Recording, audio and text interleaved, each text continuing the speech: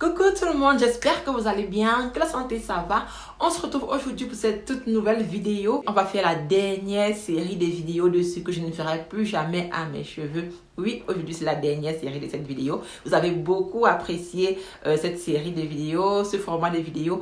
Vous me l'avez signifié et cela m'a beaucoup touché. J'espère que vous continuez à apprendre beaucoup et que vous réussissez au fur et à mesure à apprivoiser vos cheveux. Vraiment, c'est le but de ma chaîne, c'est le but de mes vidéos. Avant de commencer, je rappelle encore une fois de plus que mes coachings capillaires privés sont toujours d'actualité. J'ai 2 places qui viennent de se libérer. À un moment donné, j'étais vraiment bookée. C'était clos. J'avais trop de personnes à coacher, donc du coup, je ne prenais plus personne. Mais là, je viens de libérer 2 autres places. Donc, n'hésitez pas à me contacter en privé si vous avez besoin d'un coaching capillaire. Cela me ferait vraiment plaisir de vous aider. Au final de ce coaching, vous me dites Fatou, j'adore mes cheveux. Je me suis réconciliée avec eux.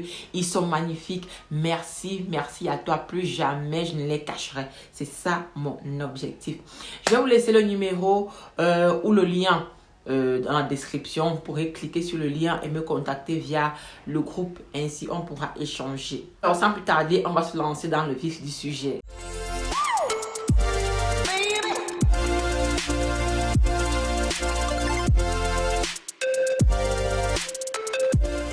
En premier, la chose que je ne ferai plus jamais à mes cheveux, c'est les extensions. C'est les mèches en fait. C'est les tresses avec les mèches. Surtout les box braids. Bon, quand on fait des nattes plaquées, ça peut passer lorsque c'est bien réalisé. Mais les box braids, quelle que soit la manière dont c'est réalisé, vous allez toujours perdre vos cheveux. J'en parle pourquoi? Parce que dernièrement, je me suis fait des box braids comme ça pour changer de tête. Et je me suis retrouvée avec des casses pas possibles lorsque je les ai défaits. Pour vous dire, je n'ai même pas passé plus de 2 semaines avec.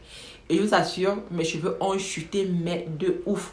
Je vais vous montrer la quantité de cheveux que j'ai perdu. Et encore là, ce n'était que quelques. Parce que j'ai défait mes cheveux en 2 jours. Et ça, c'était le premier jour. La photo du deuxième jour, je ne la retrouve plus. Mais quand j'ai mélangé les deux, je me suis dit, oh my God. C'était juste terrible. J'ai des cheveux qui ont chuté devant là. C'était juste pas possible. Je vous assure, les box braids et moi, c'est terminé. Je ne sais pas si vous avez fait la même expérience, mais moi, c'est la 2e fois que je remarque vraiment que les box braids sont vraiment une catastrophe pour nos cheveux. En tout cas, moi, je vous dis, c'est terminé les box braids.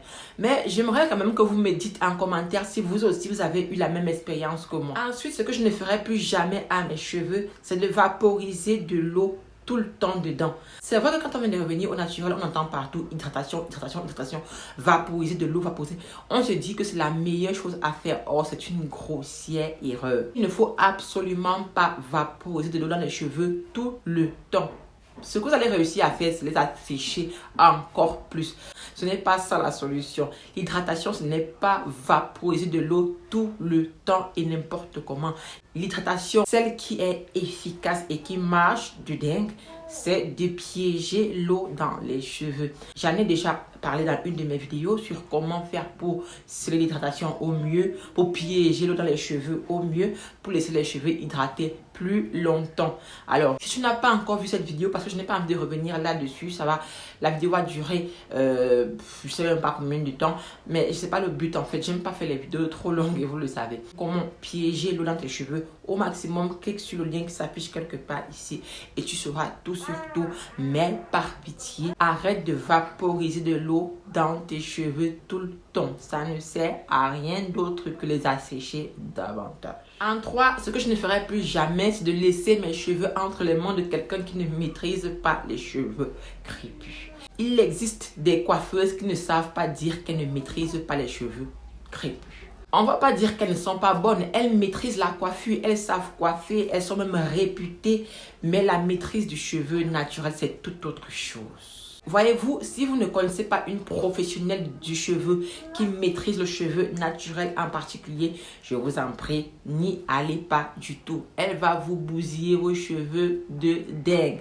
Il est beaucoup mieux de prendre soin de ses cheveux soi-même lorsqu'on n'a pas un professionnel qui sait le faire à proximité que d'aller le faire n'importe où. Même lorsque vous voulez réaliser des tresses, n'allez pas le faire chez n'importe qui lorsque vous avez les cheveux crépus. Les cheveux crépus demandent beaucoup de patience et ce n'est pas toutes les coiffeuses qui ont cette patience-là. Les cheveux crépus demandent beaucoup de gestes beaucoup de soins, beaucoup de tact. Et ce n'est pas toutes ces coiffeuses qui savent ce qu'il faut faire avec les cheveux crépus. Et résultat des courses, lorsqu'on s'entête des fois à y aller, on se retrouve avec des chutes, des casses, cheveux endommagés, mais grave. Mais vous attendez à quoi? Et le plus souvent, ils n'ont même pas les produits adaptés. Des fois, pire encore, on se retrouve avec des pellicules, des dimensions du cuir chevelu. C'est juste un truc de dingue. Donc, ne laissez pas vos cheveux entre les mains de n'importe qui. Si vous n'avez personne pour le faire, faites-le vous-même. La bonne charité commence par soi-même.